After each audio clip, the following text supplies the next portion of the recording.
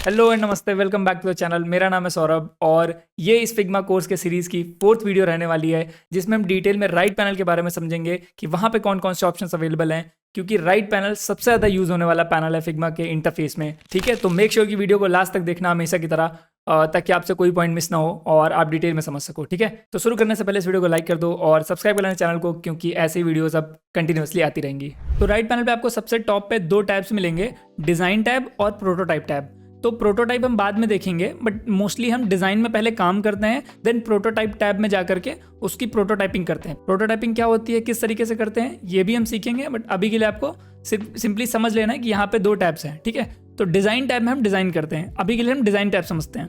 तो design tab में आपको यहाँ पर अलाइनमेंट का ऑप्शन मिलता है। ये सब हम नेक्स्ट क्लास में देखेंगे कि किस तरीके से अलाइनमेंट काम करता है। उसके नीचे आपको फ्रेम, सेक्शन और ग्रुप्स का ऑप्शन मिलता है। अगर आप इस पर्टिकुलर फ्रेम को किसी और फ्रेम में कन्वर्ट करना चाहते हो, फॉर एग्जाम्पल ये फ्रेम है, इसमें मैंने क्लिक करा, फॉर एग्जाम्पल मुझे आईपैड में कन्वर्ट करना है, तो मैंने जैसे आईपैड पे क्लिक करा तो ये फ्रेम आईपैड के फ्रेम में ऑटोमेटिकली चेंज हो जाएगा। ठीक है, सिमिलरली हम किसी फ्रेम को सेक्शन में या ग्रुप को फ्रेम में, ग्रुप को सेक्शन में कन्वर्ट कर सकते हैं। जैसे मैंने सेक्शन पे क्लिक करा तो आप देखो ये सेक्शन में कन्वर्ट हो जाता है। अभी इसके चक्कर में आपको नहीं पढ़ना है, ठीक है, सिंपली इसको छोड़ देना है। फिर उसके बाद आपको ओरिएंटेशन का ऑप्शन मिलेगा, आप ओरिएंटेशन चेंज कर सकते हो किसी भी फ्रेम की। और उसके जस्ट बगल में आपको रीसाइज का ऑप्शन मिलता है, इसको भी अभी छोड़ देना है, बाद में हम समझेंगे। फिर उसके बाद आपको यहाँ पे पोजीशनिंग है, जिसको आप चेंज कर सकते हो। एक्स एक्सिस चेंज करोगे, वाई एक्सिस चेंज करोगे, तो ऐसे करके ड्रैग करके आप यहाँ से चेंज कर सकते हो। तो फिग्मा में कोई भी वैल्यू चेंज करने के लिए आपको उस वैल्यू के जस्ट जो नंबर लिखा होता है, जो प्लेस होल्डर होता है, वहाँ पे हवर करके आप ऐसा एरो का आइकन आ जाएगा ऐसे करके, तो इसको आपको ड्रैग करके ऐसे खींचना होता है लेफ्ट एंड राइट, तो वैल्यू कम या ज़्यादा हो सकती है। ये हर जगह पे फिग्मा में काम करती है चीज़। ठीक है, किसी भी वैल्यू को आप इस तरीके से चेंज कर सकते हो।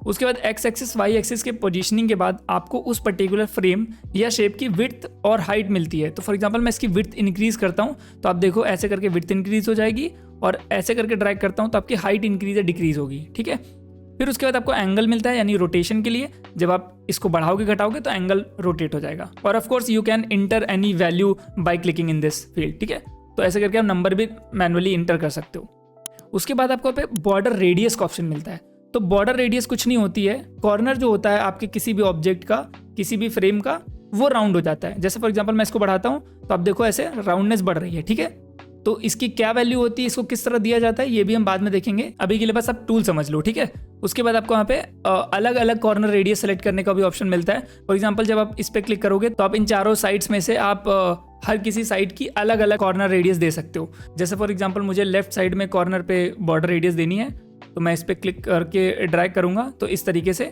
एक ही साइड में सिर्फ बॉर्डर रेडियस आ जाएगी। ठीक है, और यहाँ पे कॉर्नर स्मूथिंग है। कॉर्नर स्मूथिंग क्या होती है बाद में समझेंगे। ठीक है, और इसको क्लोज कर देते हैं यहाँ से। फिर उसके बाद क्लिप कंटेंट है। क्लिप कंटेंट मतलब अगर किसी भी फ्रेम के अंदर कोई एलिमेंट है और वो फ्रेम के बाहर जा रहा है तो हमें उसको नहीं शो करना। फॉर एग्जांपल मैं यहाँ पे एग्जांपल दिखाता हूँ।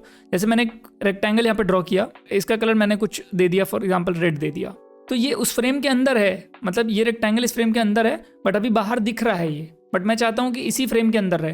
तो मैंने यहाँ पे क्लिप कंटेंट पे क्लिक कर दिया, तो आप देखो सिंपली वो रेक्टेंगल के इस फ्रेम के अंदर जितना भी एलिमेंट होगा, जितना भी साइज इसी फ्रेम के अंदर होगा, सिर्फ वही दिखेगा, अदरवाइज बाकी नहीं दिखेगा। ठीक है, अच्छा, ये सारे फीचर जो आपको दिख रहे हैं, ये कोई भी आप फ्रेम सेलेक्ट करोगे या कोई ऑब्जेक्ट सेलेक्ट करोगे तभी दिखेंगे, अदरवाइज जब आप बाहर सेलेक्ट करोगे यानी कुछ भी सिलेक्टेड नहीं रहेगा। फॉर एग्जांपल मैं यहाँ पे बाहर क्लिक कर देता हूँ तो आपको कुछ इस तरीके से देखने मिलेगा। तो यहाँ पे आपको घबराना नहीं, सिंपली आपको किसी भी फ्रेम पे क्लिक करना है तो आपको ये ऑप्शन दिख जाएंगे। उसके जस्ट नीचे एक ऑटो लेआउट का ऑप्शन है, इसको भी छोड़ देना अभी के लिए। उसके नीचे लेआउट ग्रिड है, ये भी हम बाद में देखेंगे। उसके नीचे लेयर्स है। लेयर मतलब कि आपकी जो यहाँ पे जो प्रॉपर्टीज थी वो आप राइट से भी एक्सेस कर सकते हो।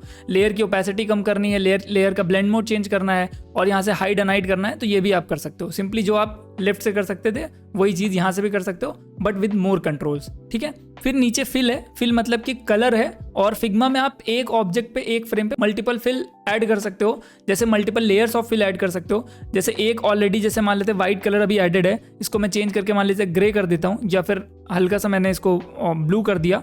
ठीक है, और आप चाहते हो कि ऊपर से एक और आधी लेयर ऐड हो जाए, तो आप जितनी मर्जी चाहे उतनी मर्जी कलर्स की लेयर ऐड करते चले जा सकते हो। इसका भी अलग यूज केस होता है, जब आप इलस्ट्रेशन वगैरह बनाते हो तब ये चीज़ काम आती है मल्टीपल ग्रेडियंट्स डालने के लिए। ठीक है, तो अभी के लिए यहाँ से माइनस पे क्लिक करोगे तो आप का फिल हट जाएगा। तो फॉर एग्जांपल यहाँ पे फिल लिखा हुआ है, फिल के बगल में प्लस आइकन है, प्लस पे क्लिक करने पे फिल ऐड हो जाता है और माइनस पे क्लिक करने पे फिल हट जाता है। सिंपल।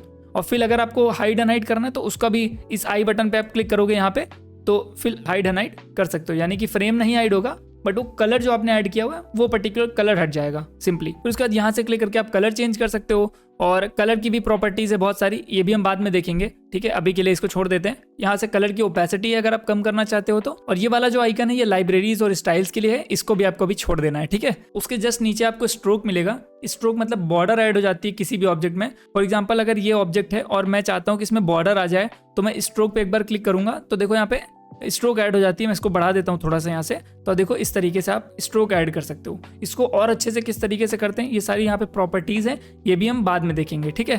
अभी के लिए सब छोड़ देते हैं। नीचे इफेक्ट्स है, इफेक्ट्स में आप drop shadow, inner shadow, layer blur, background blur, ये सब चीज़ें लगा सकते हो। ये सब भी हम एक एक करके समझेंगे, ठीक है। उसके बाद हमारे पास एक्सपोर्ट का बटन है, यानी अगर आपने कोई डिज़ाइन बनाई तो उसको आपको एक्सपोर्ट करना है, तो आप यहाँ पे उस फ्रेम को सेलेक्ट करोगे, उस पर्टिकुलर डिज़ाइन को सेलेक्ट करके एक्सपोर्ट पे क्लिक करोगे तब, तो एक्सपोर्ट में आपके पास बहुत सारे ऑप्शन मिलेंगे, PNG, PDF, SVG, JPEG, ठीक है। ये सारे फॉर्मेट में आप एक्सपोर्ट कर सकते हो अपने डिज़ाइन को। और यहाँ से ऑफकोर्स प्रीव्यू भी देख सकते हो कि आपकी डिज़ाइन एक्सपोर्ट होने के बाद किस तरीके से दिख रही है, यानी कहीं आपने ये तो सेलेक्ट नहीं कर लिया और आप सोच रहे हो कि ये पूरे एक्सपोर्ट हो जाएगा फ्रेम, तो ये नहीं होगा। अगर आपने ये ऑब्जेक्ट सेलेक्ट किया है तो जैसे एक्सपोर्ट पे क्लिक करोगे तो आपको देखो प्रीव्यू में दिख रहा है कि आपने यही सेलेक्ट किया हुआ है, तो आप ये भी देख सकते हो, ठीक है। तो आज की इस छोटे से वीडियो में हमने फिग्मा का पूरा राइट पैनल सीख लिया। इसमें और भी बहुत सारी चीज़ें ऐड ऑन होती चली जाती हैं जब आप चीज़ों को डिज़ाइन करना स्टार्ट करते हो, बेसिकली UI डिज़ाइनिंग स्टार्ट करते हो, तो वो हम आने वाली वीडियोस में सीखेंगे। अभी के लिए इस 4th वीडियो में इतना ही रखते हैं। नेक्स्ट वीडियो में हम सीखेंगे ग्रिड्स एंड कॉलम्स के बारे में,